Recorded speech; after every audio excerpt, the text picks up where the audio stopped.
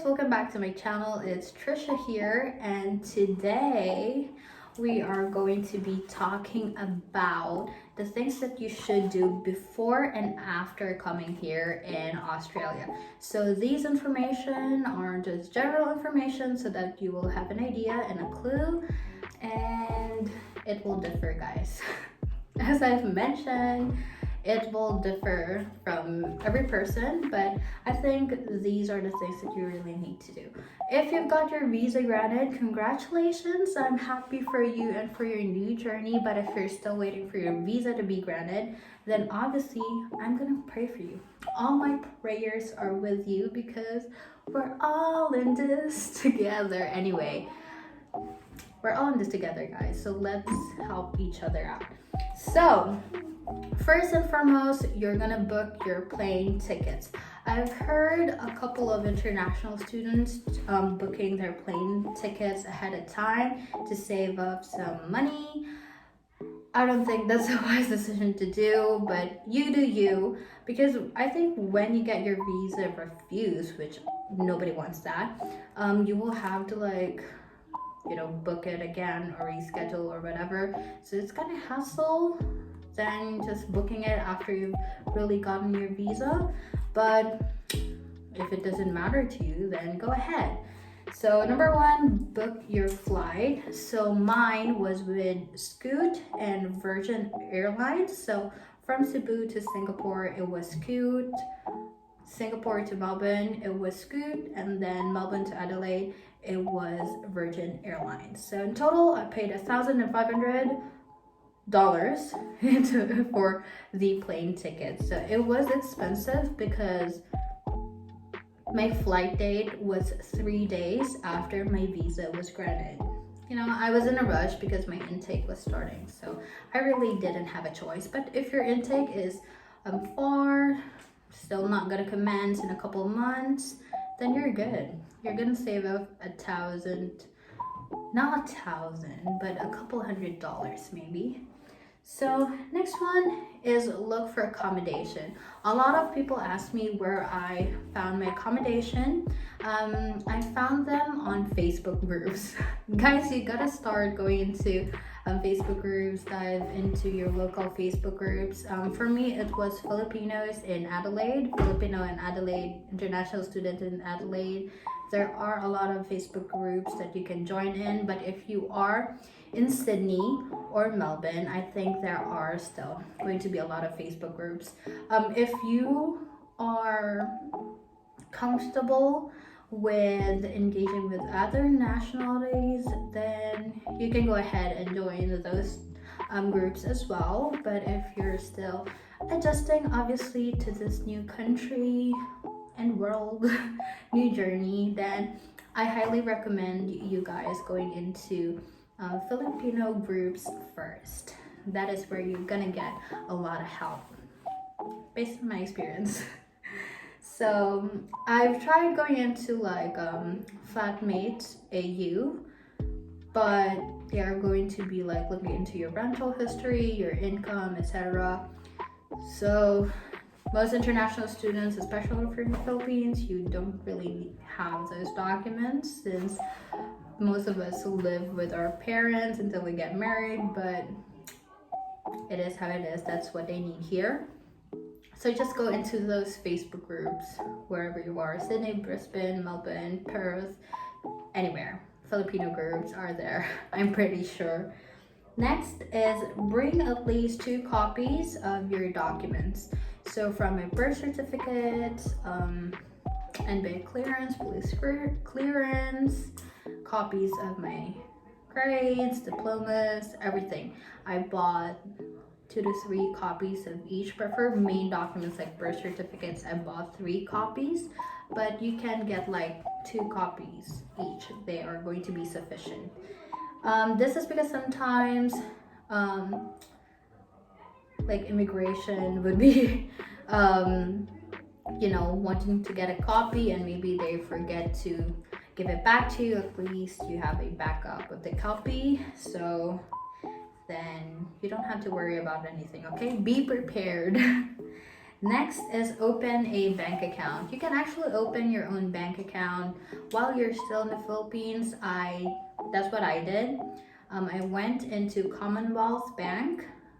You can just type in Google Commonwealth International Student Bank Account. You can see that you're able to open. It's very easy, guys. You're able to open your own bank account, and I think they're gonna need your passport. I think address as well. I can't remember, but it's very simple. If you don't have an address yet, that's totally fine. There are going to be verifying it as well once you arrive in Australia. Next is bring essential clothes depending on the weather that you're gonna coming in. So right now the temperatures are dropping, so it's getting colder day by day. So if you're gonna arrive April, August, it's gonna be cold. So bring puffer jackets, waterproof jackets, thick clothes, thick socks, anything to keep you warm. But if you're arriving obviously in summer, you don't need to bring anything. Maybe just like the jackets, the normal ones, because sometimes the temperatures drop, so you need jacket. And then bring white and black blouse or polos.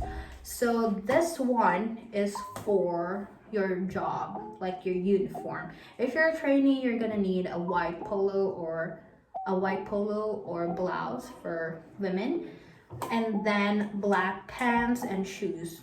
Not necessarily, for the shoes, it doesn't necessarily mean they're gonna require you wearing black, but that's the appropriate outfit. If you're a trainee, you're gonna wear white blouse, black pants, black shoes. But if you're already employed, then you're gonna wear this: black blouse, black pants, and black shoes. Okay, I didn't know that, so I bought this one at Kmart. So now that you know, just buy out of Shopee or Lazada or SM, I don't know. Just bring them here so that you don't have to worry about extra expenses. Next is bring your necessities. Each individual are different, so I don't know the level of necessity or the things that you're gonna bring, but obviously you can just buy like some of the things here. But if you want to save up and just bring whatever you can, then you can do that. But you can just buy what you need gradually once you started working here. But if you have like a lot of baggage allowance, then bring whatever you can, okay? So that you won't feel like empty in your room. Anyway, it depends on what you consider a necessity. Obviously, shampoo, body soap, body wash, whatever. So those are your necessities. Also a laptop for your school. That is a necessity, guys. If you're wondering if you can either buy a laptop here or would you rather buy it in your home country, I would rather have you guys buy it here. You can have like a really good laptop at 1,000 AUD. There are like lower specifications, specs on the laptop. You can get like $500, but the good ones are like $1,000, and they have warranties. Most of them just replace the unit, they don't repair it. So that's what they explain. And they replace the unit, they don't refurbish. I don't know if that's the term, but they were gonna be like, if you get this warranty, if it breaks or whatever happens, we're gonna replace the unit. But obviously it differs. You have to look into the terms and conditions. And last thing is say your goodbyes. I wasn't able to do proper goodbyes to my family, friends, workmates because I was in a rush. I only have like 3 days to prepare everything, so I'm sorry guys, but I love y'all.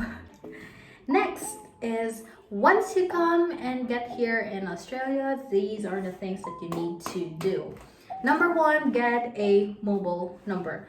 I went with Vodafone, but you can either do Telstra or Optus. I heard Optus has the $39 plan each month for 100 gigabytes. I don't know. Mine with Vodafone right now, it's $55, and I don't know how many gigabytes it is, but it includes like 100 minutes of international calls.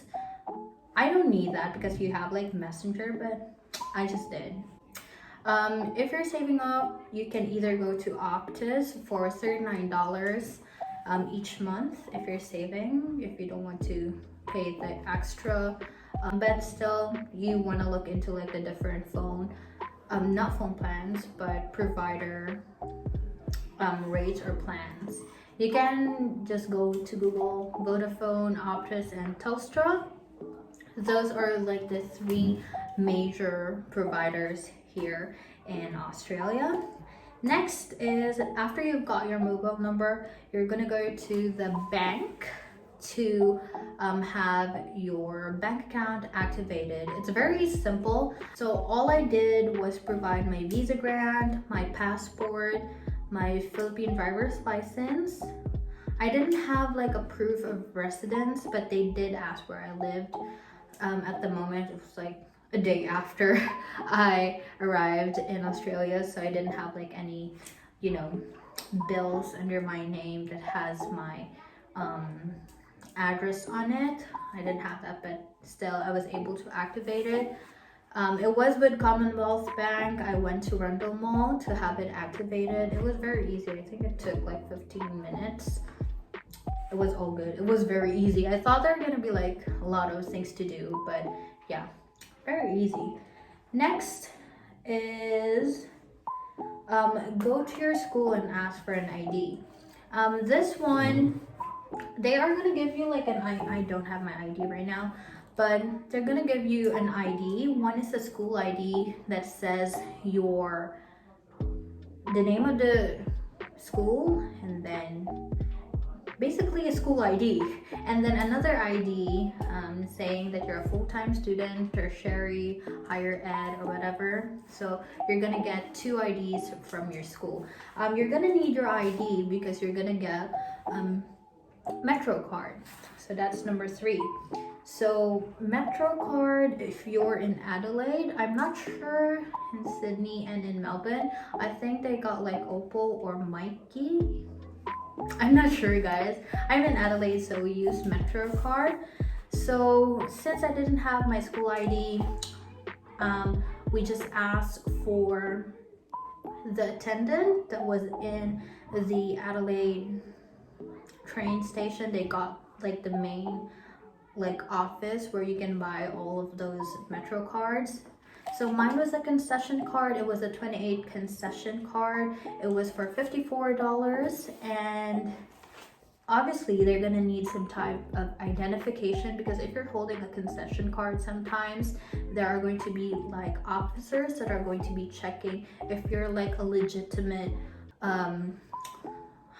not high schooler, but a higher ed, like a college student or a uni student, for you to, because not everyone can use the concession cards. If you're a full-time worker, you have a different card and you will have to pay like in dollars, while with the concession card, if you're gonna pay $54 every 28 days, you can use it unlimited.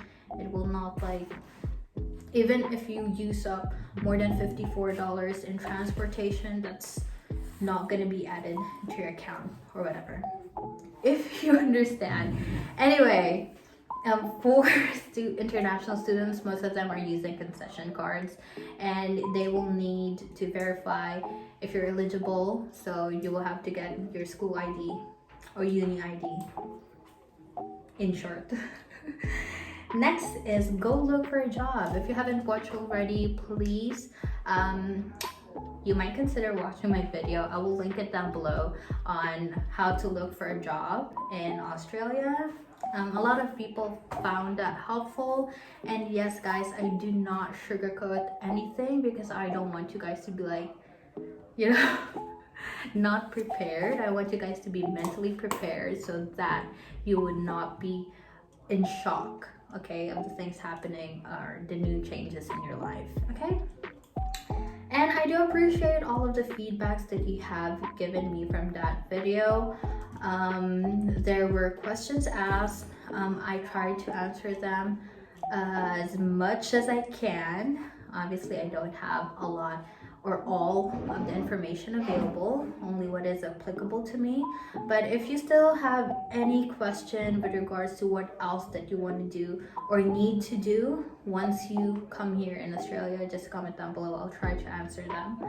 And next is your TFN. This is your tax file number. So tax file number is what your employers are going to be requiring once you start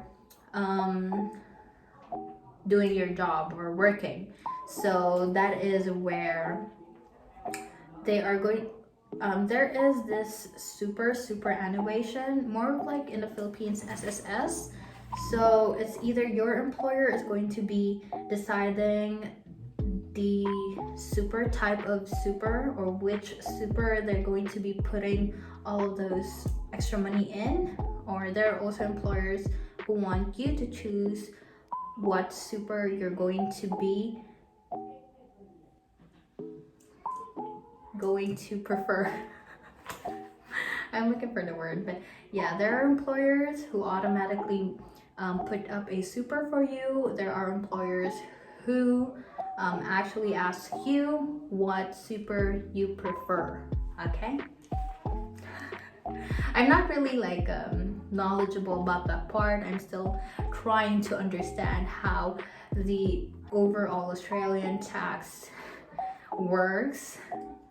Little by little, it's kind of confusing, but hey, life is about learning new things little by little every day. And lastly, RSA or police clearance. Those are the two basic certificates you're going to be needing once you start working. So that's what I did. So it might be different from you. Maybe you don't need a police clearance, but when I went into placement, they required me to do the police clearance. If you're doing community service or aged care, police clearance is a must once doing your placement. So I recommend you guys getting that. I think it expires for like a year or two, not pretty sure. For RSA, that is the responsible service of alcohol. I think that also expires for a year or two here in South Australia. So those are the only things that I wrote down here. But if you think that I missed any other information, then you can comment down below. And actually, there is this thing called ABN. That is the Australian business number, I think. If you're planning to be a cleaner, that is like a subcontractor type of, job, they are gonna ask for your ABN. So you will have to apply for that one. I forgot how or which website it was because it was like 2 months ago, but I was doing like a subcontracting type of job and they required me to have my ABN. So with the ABN, it means you're going to be paying for your own taxes, your super. Basically, they're just gonna give you the money and you're the only one who's gonna be like taking care of your taxes and your super. Compared to the TFN, you're gonna receive your gross and net income, and then it already has the taxes and super deducted. So yeah, those are the only things I can share for you guys in this video. If you have any clarifications or whatever, just comment down below, please. I will try to answer them as much as I can. I'm planning to like make a video especially for those who are coming in Adelaide, South Australia, like how to get around the city, or what type of transportation you're going to be using once you arrived, etc. I'm going to the airport for that. Which is kind of fun. Easter is coming. I don't have anything going on, so that would be fun. Yeah, I think so. That's all. That's all the information I need. Oh, I cannot name drop the previous agency that worked on my student visa application because I'm currently employed in Asia Pacific Group right now. So I work for them as an education counselor slash student counselor. So if you want, we can help you process your student visa. We have an office in the Philippines. We also have an office in Sydney, Melbourne, and Adelaide. So I will put the link down below. You can add me as a friend and we can have a chat. So thank you so much guys for watching my video. I hope you find this one helpful. I know these are just a bunch of things that I've mentioned. There are other things that I may have forgotten about, but just comment it down below. I will try to answer them. Thank you so much, and please subscribe to my channel. Bye.